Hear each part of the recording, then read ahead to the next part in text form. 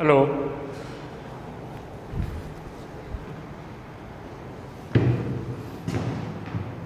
Hello friends, welcome back. SN વિદ્યાલયના e learning પ્રોગ્રામમાં હું પિનાકિન રાવલ આપને ફરીથી આવકારું છું. મિત્રો, આપણે ગુરુત્વાકર્ષણ ચેપ્ટર ચાલુ કર્યું, એમાં ખાસ કરીને સાર્વત્રિક ગુરુત્વાકર્ષણનો નિયમ અદિશ અને સદિશ સ્વરૂપે બનાવેલો છે. આપણે એક ખાસ ધ્યાન રાખશું નોટેશનમાં. નોટેશન લખતી વખતે આપણા મગજમાં એક વસ્તુ ક્લિયર કટ રહેવી પડે કે ગુરુત્વાકર્ષી બળની આપણે ચર્ચા કરી છે. એટલે લગાડનાર જે છે એ સામા પદાર્થને પોતાના તરફ ખેંચશે, આટલું આપણે ધ્યાનમાં રાખવાનું.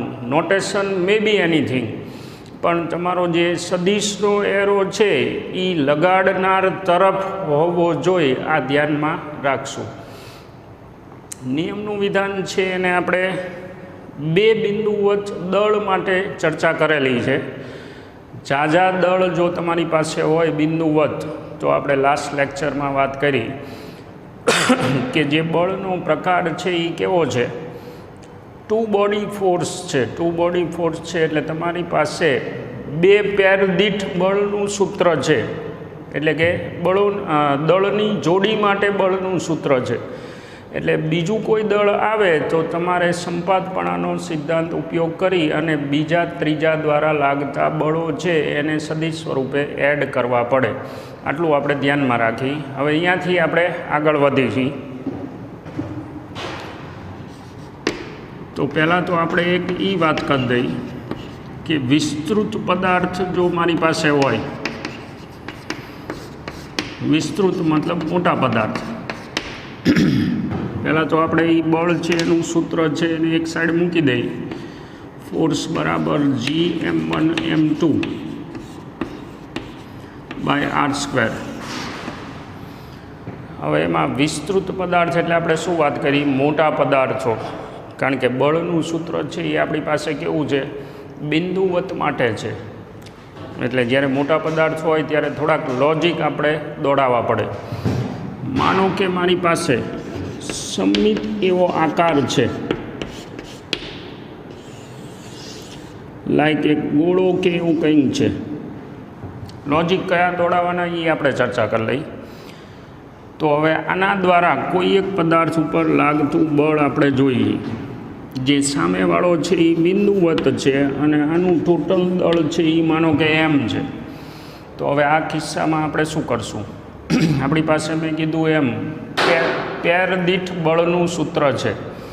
એટલે એક કામ કરી, આ જે દળ છે એને પેલા વિસ્તૃત પદાર્થના કેન્દ્ર સાથે જોડી દઈ.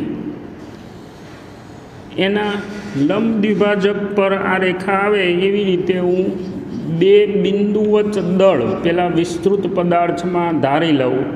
એટલે હું એને MA અને MB કહી દઉં. ગોઠવણ આપણે કરી છે થોડીક ભૂમિતિની સરળતા ખાતર, કે મોટો પદાર્થ આપણી પાસે હોય તો એ મોટા પદાર્થમાં સંમિત રીતે બે પદાર્થ છે એ એક્ઝેક્ટ આના લંબ દ્વિભાજક પર આવે. પહેલાં દળ જે મૂક્યું છે જેના ઉપર આપણે બળ ગણવાનું છે એના લંબ દ્વિભાજક ઉપર આવે એવી રીતની આપણે ગોઠવણ કરી છે. હવે લગાડનાર કોણ છે, આ પદાર્થના બે કણ હું એને જોડી દઉં આની સાથે. એટલે ને જે એરો દેખાડ્યો એ બાજુ બળ લાગશે. આ કોણ છે, MA. એટલે એના દ્વારા લાગતું બળ એને હું F1 કહી દઉં. તો એ લાગશે G. પછી કોના ઉપર લગાડે છે, સ્મોલ m પર. પછી કોણ લગાડે છે, MA.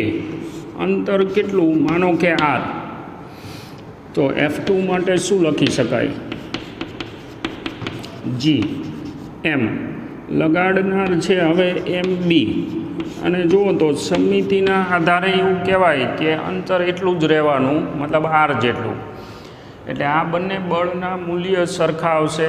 બહુ સ્વાભાવિક છે આ, કારણ કે MA અને MB કોણ છે, એક જ પદાર્થના બે બિંદુવત દળ છે જેમના દળ સરખા હોય અને બાકીની રાશિ છે એ અચળ આવે છે.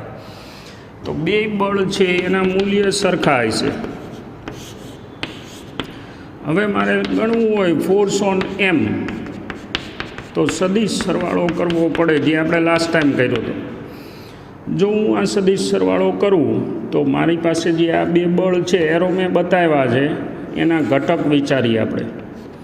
એક ઘટક આ બાજુ જઈશે, એક ઘટક આ બાજુ જઈશે. F1ના બે ઘટક આપણે બહુ એટલે ડિટેલમાં ચર્ચા નથી કરવી, લોજિકની વાત છે. પછી એવી જ રીતે જે F2 બળ છે એના બે ઘટક, એક નીચેની દિશામાં, એક આ બાજુની દિશામાં.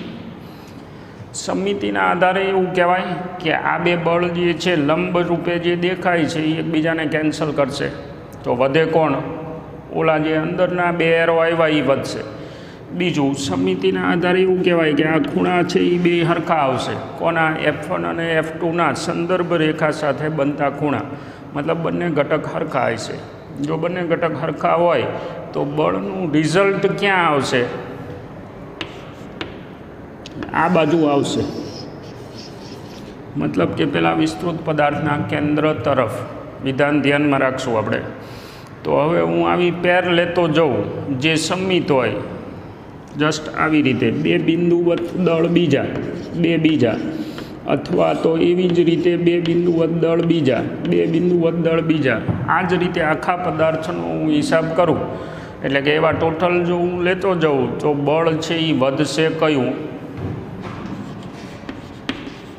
વિસ્તૃત પદાર્થના કેન્દ્ર તરફ.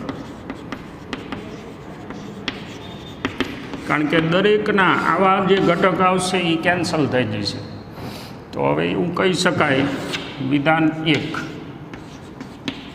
વિસ્તૃત પદાર્થ જો હોય આપણી પાસે દ્વારા કોઈ બીજા દળ પર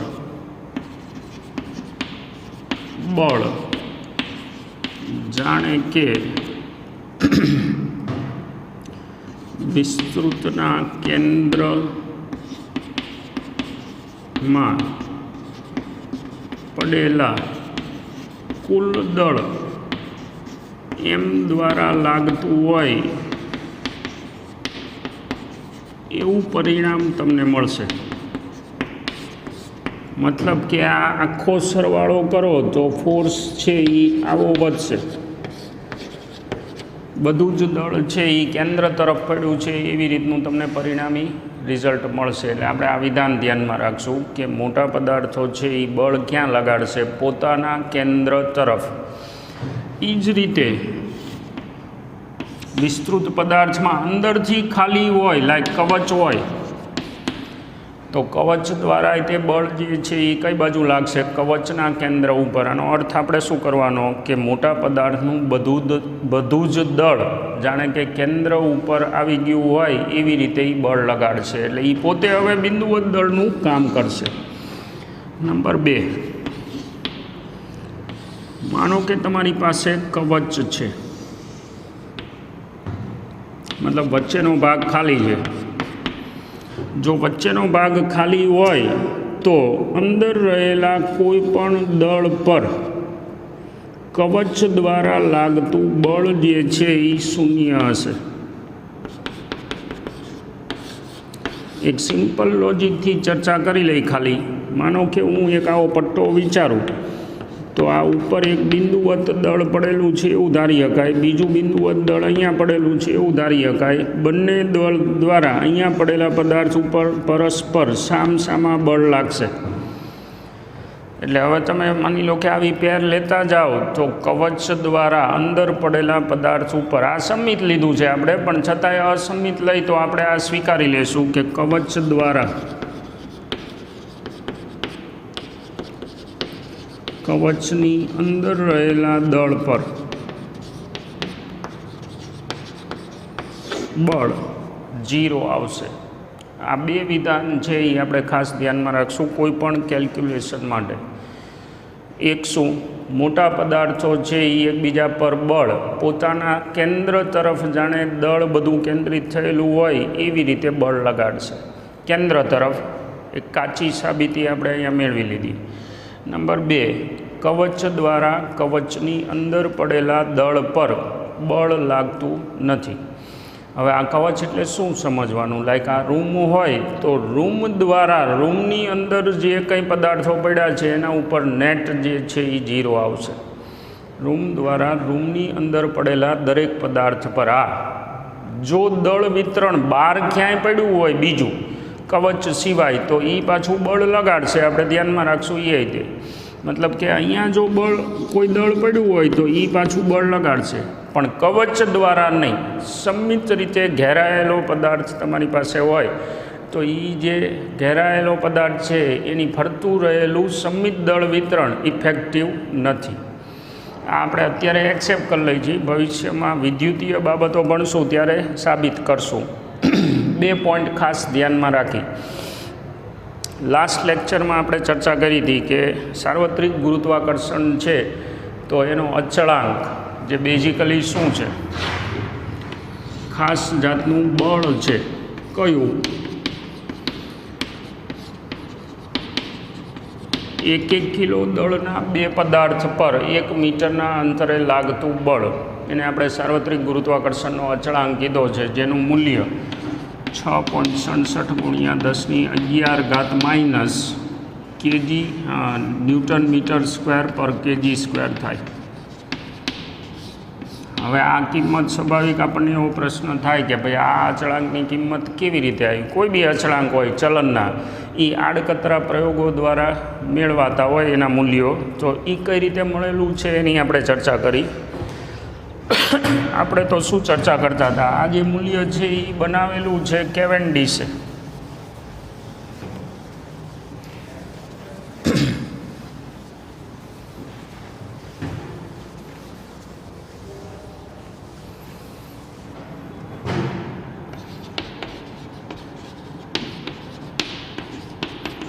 આડકતરા પ્રયોગ દ્વારા કેપિટલ જીનું મૂલ્ય કઈ રીતે નક્કી થયું એ આપણે જોવાનું છે.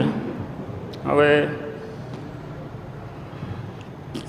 કેવેન્ડિશે જે પ્રયોગ કર્યો હતો, આપણે હવે ચાગતી ભણી ગયા છીએ એટલે સમજવામાં કંઈ બહુ ખાસ વાંધો નહીં આવે. પહેલાં એનું પ્રાયોગિક સેટઅપ જોઈ લઈએ. માન લો કે એક મજબૂત આધાર સાથે એક લગભગ નહીવત વજન ધરાવતી એક દોરી, એની સાથે એક પાતળો સળિયો આપણે બાંધી દઈએ મધ્યમાંથી. એનું પોતાનું દળ એ તે નહીવત હોય એવો એક સળિયો AB.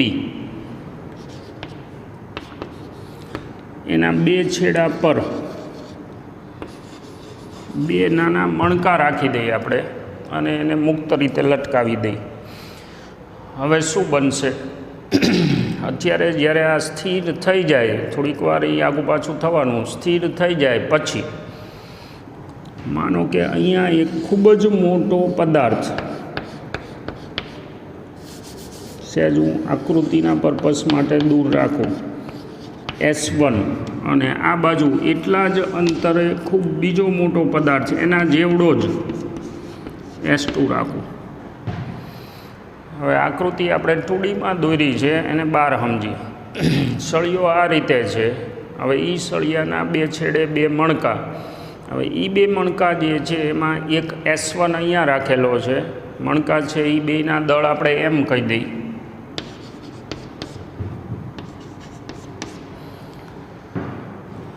S1 અને S2 બેના દળ સરખા છે એને કેપિટલ M કહી દઈએ.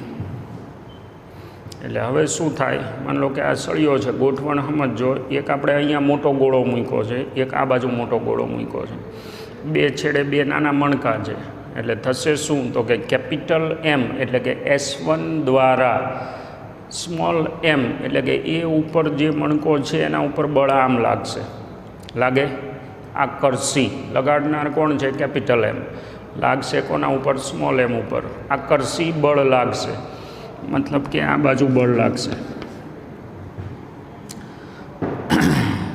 હવે એટલા જ અંતરે અહીંયા S2 પડ્યો છે, તો S2 જે છે એ કેપિટલ M દ્વારા MB મતલબ B ઉપર જે મણકો છે એના ઉપર બળ લગાડશે, પણ એ આવું હશે વિરુદ્ધ દિશાનું. એટલે હવે એ બળ કેવડા હશે? કેપિટલ M એટલે કે S1 અથવા S2 દ્વારા સ્મોલ m મતલબ A અથવા B પર લાગતું બળ GM કેપિટલ એમ બાય જે અંતર હશે સરખા અંતરે આપણે મૂકેલા છે, એટલે જે કંઈ અંતર હશે એ અંતર ઉપર બળ આવી રીતે લાગશે. જુઓ તો એ જે બળો લાગે છે એને બળયુગ્મ કહીશું આપણે. આપણી વ્યાખ્યા પ્રમાણે પરસ્પર સરખા, વિરુદ્ધ અને એકરેખસ્થ ન હોય એવા બે બળ લાગે છે. જો એ બે બળ લાગતા હોય તો બળયુગ્મના કારણે ટોર્ક લાગશે. બળયુગ્મના કારણે ટોર્ક કેટલું હોય આપણે વાત કરેલી છે. બેમાંથી એક બળ અને બળોની કાર્યરેખા વચ્ચે લંબ અંતર. બેમાંથી એક બળ એટલે આપણા માટે કોણ? Gm/m/r². અને બળોની કાર્યરેખા વચ્ચે લંબ અંતર એટલે કોણ? L. આટલું ટોર્ક લાગશે. નંબર 1. હવે એ ટોર્ક કરશે શું? જે સળિયો છે એને ભ્રમણ આપશે, બરાબર ને? હવે એ ભ્રમણનો ખૂણો આપણે નોંધી શકીએ. કઈ રીતે? તો કે અહીંયા તમે માની લો કે એક નાની એવી ટોર્ચ રાખી દો. એ ટોર્ચ છે એ સામા છેડા ઉપર માની લો કે એકાદું પોઈન્ટ એવો પ્રકાશીય ટપકું બતાવે. પછી તમે આ સળિયો જ્યારે ફરે ત્યારે એ ટપકું ખસશે. એ જે ખસે છે એને તમે ઓલા કેન્દ્ર આરે જોડી દો એટલે ખૂણો બરાબર ચાપ ભાગ્યા ત્રિજ્યા ઉપરથી આવી કોઈ રીતે તમે એમાંથી ખૂણો ગોતી શકો કે ભાઈ સળિયાનું ભ્રમણ કેટલું થાય છે એ આપણે અંદરથી ગોતી શકીએ. અથવા એક પેન્સિલ રાખી દઈએ આપણે લાંબી. એ પેન્સિલ છે એ પત્તા ઉપર પોઈન્ટ આઉટ કરે એવી રીતે ગોઠવણ કરી દઈએ તો એ તમે ખૂણો છે એ કેટલો ખસ્યો એને નોંધી શકો. હવે બનશે શું? તો કે આ જે દોરી છે અથવા તો હલકો એક તાર, જ્યારે આ સળિયો ભ્રમણ કરે ત્યારે તારમાં વળ ચડે.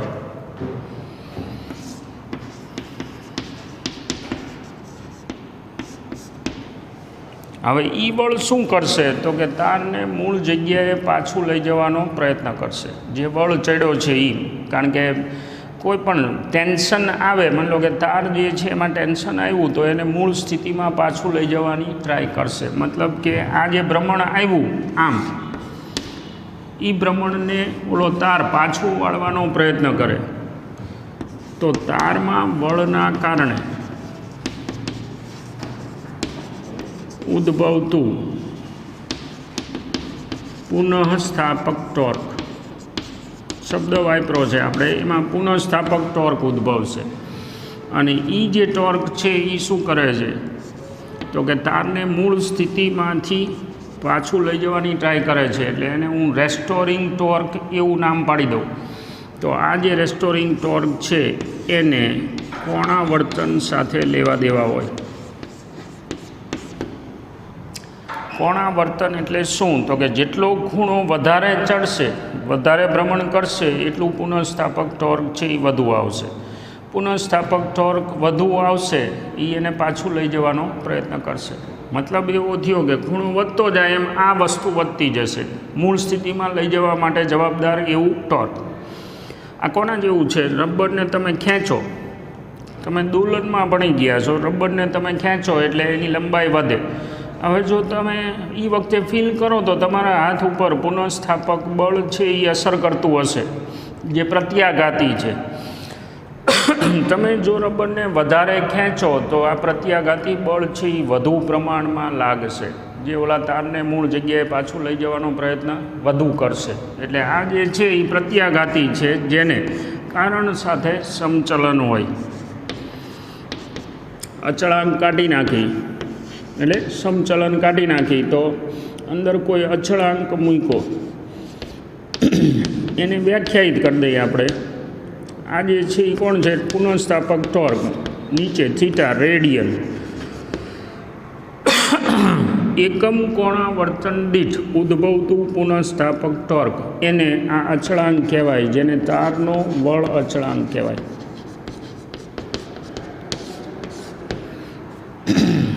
એટલે એ શું છે? તારની ખાસિયત બતાવે છે, જેને બીજા કોઈ પ્રયોગ દ્વારા ગણતરી કરી શકાય. કેટલા પ્રમાણમાં એને પાછું લાવવાનો પ્રયત્ન કરે છે એ તારના દ્રવ્યનો ગુણધર્મ છે. એટલે એ બળ અચળાંક કોઈ આડકતરા બીજા પ્રયોગ દ્વારા આપણે ગોતી લઈ. હવે આ ટોર્ક શું કરે છે? પાછું લઈ જવાનો પ્રયત્ન કરે છે, જે વધે છે, અને પેલું ફિક્સ છે. તો કોઈ એક પરિસ્થિતિ એવી આવશે કે જેમાં બંને ટોર્ક સરખા થાય.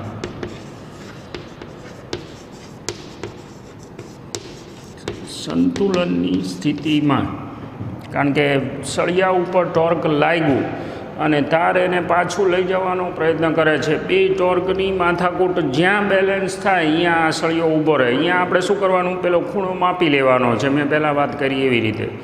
અને હવે બે ટોર્કને આમાં મૂકી દઈ. Torque is equal to torque restoring, મતલબ કે GMM R² into L is equal to K theta. આમાં થીટા તમે માપેલો છે, કે અચળ તમને ખબર છે, સળિયાની લંબાઈ ખબર છે, MM ખબર છે, R ખબર છે, G જડે. કારણ કે આ આંકડો કંઈ માપીને નથી મળવાનો આપણે, પણ કેલ્ક્યુલેટેડ ફિગર છે. કેલ્ક્યુલેટેડ ફિગર હોય એટલે ચોકસાઈ સાથે તમે આ પ્રયોગ કરો એટલે તમને સાર્વત્રિક અચળાંકની કિંમત મળે. શબ્દ આપણે કેમ સાર્વત્રિક વાપરી છીએ એનો ઉલ્લેખ કરી દઉં. સાર્વત્રિક અચળાંક બ્રહ્માંડના કોઈ પણ બે દળ વચ્ચે કોઈ પણ માધ્યમ હોય છતાં આ આંકડો બદલાતો નથી, એટલે એને સાર્વત્રિક અચળાંક કીધું છે, આપણે નોંધેલું છે. મતલબ કે સૂર્ય અને પૃથ્વી વચ્ચે લાગતા બળનો હિસાબ કરો, પૃથ્વી ચંદ્ર વચ્ચે લાગતા બળનો હિસાબ કરો, કે અહીંયા કોઈ બે દળ વચ્ચે હિસાબ કરો, દરેક વખતે કેપિટલ G સરખું જ આવે છે. એટલે એને સાર્વત્રિક અચળાંક આપણે કીધું છે. પ્રયોગ ક્લિયર? બહુ સીધી સાદી ગોઠવણ છે. કેવેન્ડિશને એકવાર સલામ. અને આ કયો કેવેન્ડિશ? જેણે પૃથ્વીને જોખેલી છે, પૃથ્વીનું દળ છે એનું એસ્ટિમેટ કરેલું છે આ પોતે. એણે Gની કિંમત છે એ ગોતીને આપણને આપી આડકતરા પ્રયોગ દ્વારા. આગળ વધી આપણે તો સ્વાભાવિક છે પૃથ્વી ઉપર જ રહેવાનું છે. જો પૃથ્વી ઉપર જ રહેવાનું થતું હોય આપણે તો પૃથ્વીને લગતી ચર્ચા જ કરાય. બહુ ગામની પંચાયત કરવા ન જવાય. તો આપણે પૃથ્વીને ધ્યાનમાં રાખી અને એના જે કેરેક્ટર છે, કેરેક્ટર એટલે ચારિત્રની વાત નથી કરતા, પણ જે અચળાંકોને એ બધા અંદર આવતા હોય કેલ્ક્યુલેશનમાં એની વાત કરી. સૌથી પહેલાં આપણે એક વ્યાપક પરિણામ જોઈ લઈ.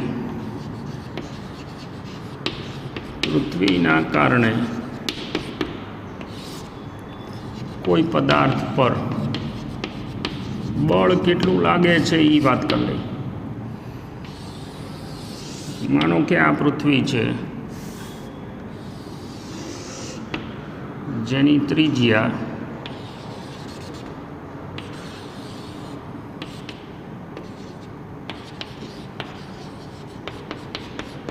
RE કહી દઈએ આપણે, રેડિયસ ઓફ અર્થ. એનું દળ માસ ઓફ અર્થ કહી દઈએ. હવે આ પૃથ્વી બહારના કોઈ પદાર્થ પર બળ જે લગાડશે એ બળ છે એ કેવી રીતે આવશે? G. પછી આનું બધું જ દળ આપણે હમણાં જ વાત કરી, કેન્દ્રમાં પડ્યું હોય એ રીતે આના ઉપર બળ લાગશે. એટલે બધું દળ છે અહીંથી એના ઉપર બળ લગાડે. એટલે એવું કહેવાય કે પૃથ્વી પદાર્થ પર બળ એના કેન્દ્ર તરફ લગાડશે. બરાબર? હમણાં જ આપણે ચેક કરી લીધું. હવે આપણો હેતુ એ છે કે પૃથ્વી છે એ નાની નાની કવચમાંથી બનેલી છે એવું વિચારી.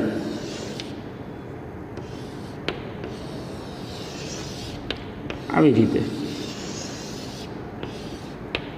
અસંખ્ય કવચથી પૃથ્વી બની છે અને એમાં વચ્ચે ક્યાંય માની લો કે દળ પડેલું છે. લાઈક અહીંયા હું આ દરેક કવચને નામ પાડી દઉં: એકડો, બગડો, તગડો, ચોગડો, પાંચડો. એટલે આવી તો અસંખ્ય કવચ હોઈ શકે, પણ આપણે ખાલી 5 કવચ લીધી છે. હવે આપણો જે પદાર્થ છે ટપકું પદાર્થ એ ક્યાં છે? પહેલી, બીજી અને ત્રીજી કવચની સપાટી પર છે. દળ એનું એમ કહી દઈ. ત્રીજી કવચ છે એની ત્રિજ્યા આર કહી દઈ, જ્યાં આપણો પદાર્થ પડ્યો. હવે એ જે ત્રિજ્યા છે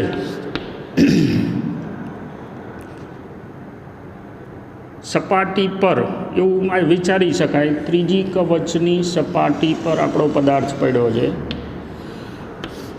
પૃથ્વી છે એ પોતે, આમ એનું દળ વિતરણ સમાંગ નથી, બરાબર છે ને.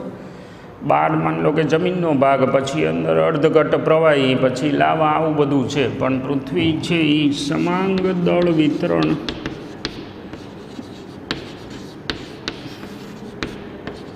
ધરાવતો ગોળો છે એવું વિચારી લઈ, ગણતરીની સરળતા ખાતર. તો એની ઘનતા માટે શું લખી શકાય? ટોટલ દળ અને ટોટલ કદ, આ એની ઘનતા થઈ MERE. એકમ કદ દીઠ એમાં દળ આવી રીતે પડેલું છે. હવે એવું કહેવાય કે આપણો જે પદાર્થ પડ્યો છે એના ઉપર કવચ નંબર 4 અને 5 દ્વારા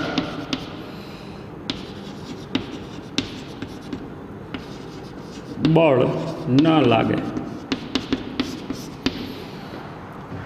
4 અને 5 દ્વારા ન લાગે આપણે સાબિત કરી દીધું. સાબિત તો શું કર્યું? એક્સેપ્ટ કરેલું છે, અને એની સાબિતી માટે તમારે થોડીક રાહ જોવી પડે વિદ્યુતીય બાબતો સુધી. એટલે આપણે એવું કીધું હતું કે કવચ દ્વારા, કવચની અંદર પડેલા પદાર્થ ઉપર બળ નહીં લાગે. તો હવે જો એ બળ ન લાગે તો લગાડનાર કોણ? એમ દળ પર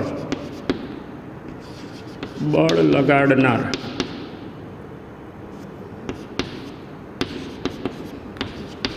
કવચ કોણ? 1, 2 અને 3, જેનું સમગ્ર દળ, એને આપણે એમ ડેશ નામ પાડી દઈએ, કેન્દ્રમાં પડેલું હોય તે રીતે બળ લગાડશે. આ આપણે વાત કરી દીધી છે લાસ્ટ લેક્ચરમાં. મતલબ કે આ જે દળ છે આટલું, એ બધું અહીંયા પડેલું છે એવી રીતે બળ લગાડશે. કોણ? એમ ડેશ. હવે એમ ડેશ કેટલું હશે? સાદી 83 કદ અને સામે દળ. જો એકમ કદ હોય અથવા 4/3 પાઈ આરી ઘન હોય કદ આખું, તો દળને આપણે એમ કીધું છે. તો 4/3 પાઈ આર ઘન હોય, કારણ કે આપણે કવચ અહીંયા સુધીની લીધી છે, આર સુધી, તો દળ કેટલું? એટલે એમ ડેશ બરાબર 4/3 નીકળી જાય, એમ આર ઘન છેદમાં આરી ઘન. આટલું દળ છે જે અસરકારક છે અથવા તો બળ લગાડવા માટે જવાબદાર છે. તો હવે એમ ડેશ દ્વારા એમ પર લાગતું બળ. હવે મારી પાસે બે બિંદુવત પદાર્થ થઈ ગયા. આ ક્યાં પડ્યું છે? કેન્દ્રમાં. આ ક્યાં પડ્યું છે? સપાટી પર. અને એ બે વચ્ચેનું અંતર કેટલું છે? આર અંતરે. તો એફ બરાબર થઈ જશે શું? એમ ડેશ r². એમાં એમ ડેશ આપણે ગોતીને રાખ્યું છે, એટલે એફ બરાબર શું થાય? GM/r². અને એમ ડેશની જગ્યાએ MR ઘન છેદમાં RE ઘન. એમાં આ ટોટલ દળ છે પૃથ્વીનું. હવે આમાંથી તમે જુઓ તો આ ઉડી જશે, એટલે GMME છેદમાં REનો ઘન બાજુમાં એક R. આ રીતે બળ લાગશે. હવે આ શું કહેવા માગે છે? F ચલે છે R. આમ વ્યસ્ત વર્ગનો નિયમ છે, પણ આપણે ક્યાં ઊભા છીએ? અંદર ઊભા છીએ, મતલબ આપણો R less than capital R છે. તો એવા સંજોગોમાં આ સંબંધ શું કહેવા માગે છે? કે તમે કેન્દ્રમાંથી, પૃથ્વીના કેન્દ્રમાંથી જેમ જેમ બહાર નીકળતા જશો એમ બળ વધતું જશે. શું કામ? બહુ સ્વાભાવિક છે. કેન્દ્રમાંથી તમે બહાર નીકળો એટલે બળ લગાડવા માટે જવાબદાર એવું દળ વધે છે. હજુ બહાર નીકળો એટલે દળ વધ્યું, હજુ બહાર નીકળો એટલે દળ વધ્યું. એટલે જેમ જેમ તમે બહાર નીકળતા જાઓ એમ અસરકારક જવાબદાર દળ વધતું જાય છે, એટલે બળ વધતું જાય છે. હવે ધારો કે તમે સપાટી પર પહોંચી ગયા, સપાટી પર, તો સપાટી પર બળ કેટલું લાગશે? એફ બરાબર અહીંયા તમે લખી શકો આરઈ થાય, તો એફ બરાબર જી એમ એમ ઈ બાય આરઈનો ઘન બાજુમાં આરઈ. તો આ જે બળ છે એ થઈ જશે જી એમ એમ ઈ બાય આરઈ સ્ક્વેર. ડાયરેક્ટ લખ્યું હોત તોય ચાલત, કારણ કે પૃથ્વીનું બધું જ દળ છે એ એના કેન્દ્રમાં પડ્યું છે, એવી રીતે આ બળ લગાડશે ત્રિજ્યા જેટલા અંતરે. હવે આ જે બળ આવ્યું એને આપણે ન્યૂટનના બીજા નિયમમાં નાખી, એફ બરાબર એમ એ. તો હું એફની જગ્યાએ એમ એ લખું જી એમ એમ ઈ બાય આરઈ સ્ક્વેર. આમાંથી એમ બે બાજુથી ઉડી જશે, તો પ્રવેગ જે વધ્યો એ ડ્યુ ટુ ગ્રેવિટી, જેને આપણે ગુરુત્વ પ્રવેગ એવું નામ પાડ્યું છે, મળશે ક્યાં? જી એમ ઈ બાય આરઈ સ્ક્વેર. પૃથ્વીના ગુરુત્વાકર્ષી બળના કારણે ઉદ્ભવતો પ્રવેગ, જેને આપણે ગુરુત્વ પ્રવેગ કીધું છે. અને આ ક્યાં ગોઈતો આપણે? સપાટી પર, પૃથ્વીની સપાટી પર. હજુ આપણે બહાર અંદર એવી રીતે ગોતશું, પણ સપાટી પર આટલું આવશે. જો તો અચળ થઈ જાય.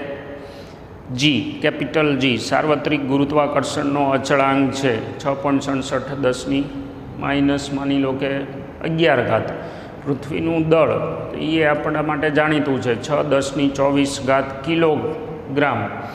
પૃથ્વીની ત્રિજ્યા 6400 કિલોમીટર. આ બધા આંકડા નાખો, સરેરાશ ત્રિજ્યા, ભલે પૃથ્વી સંપૂર્ણ ગોળ નથી. અને આ મસ્તુઈ તે પૃથ્વીની ઘનતાઈ નિયમિત નથી, પણ અંદરની વાત જવા દઈ તો બહાર માટે તો બધું જ દળ છે એ કેન્દ્રિત થયેલું છે. એટલે સપાટી પર અથવા બહારના પદાર્થ માટે એનું ટોટલ દળ છે એ અસરકારક હોય. હવે એ આંકડો આપણે અંદર નાખીએ એટલે જીનું મૂલ્ય સપાટી પર 9.8 મીટર પ્રતિ સેકન્ડ વર્ગ આવે. સપાટી પર, સપાટીથી દૂર જાઓ એમ અંતરના વર્ગના વ્યસ્તના હિસાબે બળ ઘટતું જાય છે. મતલબ એવો થયો કે ગુરુત્વ પ્રવેગ જે છે એ તમે ઉપર જાઓ એમ ઓછું થતું જશે. તો એ આપણે કેલ્ક્યુલેટ કરી લઈ. બિફોર દેટ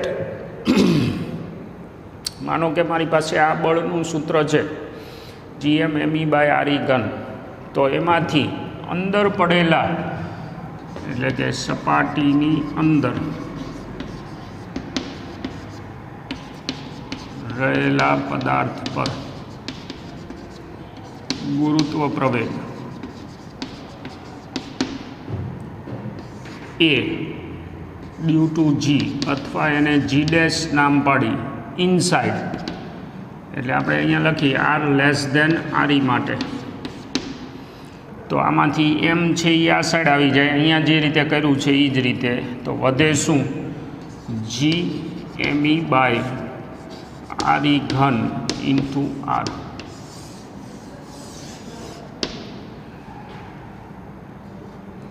હવે એમાં તમારે કદાચ માની લો કે એમની જગ્યાએ આ ઘનતાવાળું સૂત્ર લખવું હોય તો લખી શકાય. એટલે જી બાય આરઈ ઘન, અને હવે હું ઘનતા ગુણ્યા 4/3 પાઈ આરઈ ઘન મૂકી દઉં દળ માટે.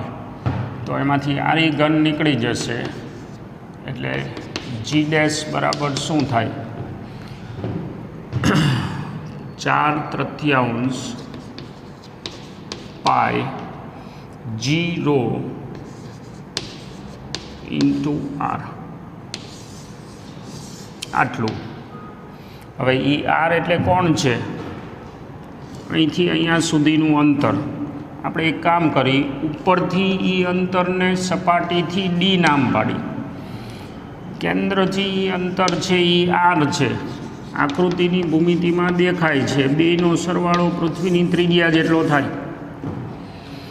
તો હું એક કામ કરું, આ જે છે 4/3 પાય જી રો, એમાં આરની જગ્યાએ ડી આરઈ માઇનસ ડી લખું તો આવું એક સૂત્ર મને મળે. જી ડેશ ઇનસાઇડ, પૃથ્વીની અંદરના વિસ્તારમાં, અથવા જો આ સૂત્રમાં હું આરની જગ્યાએ મૂકું તો જી એમ ઈ બાય આરઈ ઘન અને અહીંયા આરઈ માઇનસ ડી. આમાંથી આપણે આરઈ ખેંચીને બહાર કાઢી લઈએ તો આ જે પદ છે એ થઈ જશે જી એમ ઈ આરઈ છેદમાં આર ઘન, એટલે મારી પાસે આરઈ સ્ક્વેર વધે, અંદર વધે 1 minus D by R E. થોડું કોન્શિયસ રહેજો, જગ્યા ટૂંકી થઈ ગઈ છે પણ ટોપિક છે અને આપણે એ કવરઅપ કરીને જ નીકળવું છે. એકચ્યુઅલમાં શું કર્યું છે આપણે, તો કે એક આરી જે છે છેદમાં આ સૂત્રમાં અહીંયાથી અંદર લઈ ગયા, એટલે અહીંયા થઈ જાય 1, અહીંયા થઈ જાય ડીના છેદમાં આરી. શું કામ એવું કર્યું? તો કે આગળનું પદ જુઓ એ શું છે, સપાટી પરના ગુરુત્વ પ્રવેગ જેટલું છે. એટલે એના માટે હવે હું બીજો કલર કાઢી અને સૂત્ર લખું તો જી ડેશ માટે શું થશે, અહીંયા નથી જગ્યા, આ બાજુ લખું. G dash is equal to G કાઉન્સમાં 1 માઇનસ ડી બાય આરઈ થાય. આ ક્યાં થયું? સપાટીથી ડી ઊંડાઈ પર જી. પછીનો મુદ્દો છે એ પહેલાં લઈ લીધો છે આપણે, કારણ કે કેલ્ક્યુલેશન છે એ પેરેલલ છે. ટેક્સ્ટ બુકમાં આ મુદ્દો પછી આપ્યો છે. એટલે તમે સપાટીથી બહાર નીકળો એમ ગુરુત્વ પ્રવેગ વધતો જાય, ઉપરથી નીચે જાઓ એમ ગુરુત્વ પ્રવેગ ઘટતો જાય. સપાટી પર આટલો જીએમઈ બાય આરઈ સ્ક્વેર, બાકી સૂત્રો પડ્યા છે. સાદુરૂપ કઈ રીતે આપ્યું એક વખત વિડીયો રિપીટ કરીને જોઈ લેજો. વધારે ડિટેલની ચર્ચા છે એ વળી પાછા નેક્સ્ટ લેક્ચરમાં આપણે કરશું. ત્યાં સુધી અલ્પવિરામ, મળતા રહીશું. Thank you for watching.